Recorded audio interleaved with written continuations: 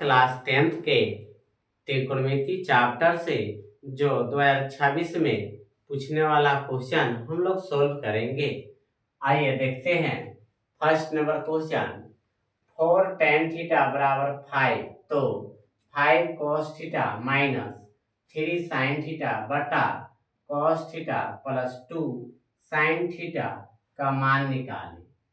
तो सबसे पहले 4 इधर मल्टीपल में है तो उधर भेजेंगे तो 5/4 हो जाएगा। tan थीटा बराबर होता है p बटा b, तो ये 5/4 हो गया, यानी p का मान 5 और b का मान 4।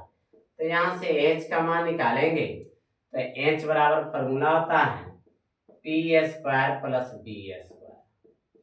p का मान 5 है तो 5 का स्क्वायर, b का मान 4 है तो 4 का स्क्वायर। 5 का स्क्वायर 25 होता है, 4 का स्क्वायर 16। दोनों को ऐड करेंगे तो √41 जो h का मान है।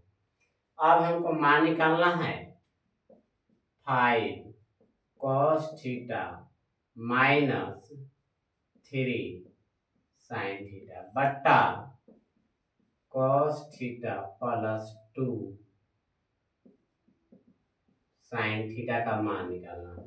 5/5 इंटू cos थीटा का होता है b/h, तो b का मान 4 है और h का मान √41 माइनस 3 इंटू साइन थीटा, और साइन थीटा का मान होता है p/h, तब p का मान 5 और h का मान √41 बट्टा cos थीटा, तो cos थीटा का मान हो जाएगा 4/√41 प्लस 2 इंटू साइन थीटा, और साइन थीटा का मान हो जाएगा 5/√41।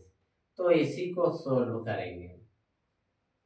ऊपर में तो दोनों का एलसीएम हो गया √41, तो यहाँ पर हो जाएगा 4×5 = 20 माइनस यहाँ भी वही है तो 5×3 = 15। नीचे में भी एलसीएम हो जाएगा √41 और यहाँ पर हो गया 4 और यहाँ पर 5×2 = 10।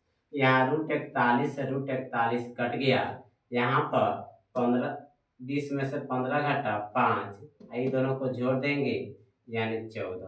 तो ये बन गया, इसका मान आया 5/14। ये क्वेश्चन का आंसर हुआ। फिर अगला नंबर देखेंगे, sec थीटा बराबर 13/12, तो cos theta plus tan theta का मान निकालें। तो sec थीटा बराबर होता है h/b, तो ये 13/12, तो h का मान 13 और b का मान 12, तो p का मान निकालना है। तो p बराबर होता है h² माइनस b²। तो h का मान 13 है तो ये 13 का स्क्वायर और b का मान 12 है तो ये 12 का स्क्वायर, और 13 का स्क्वायर 169, 12 का स्क्वायर 144।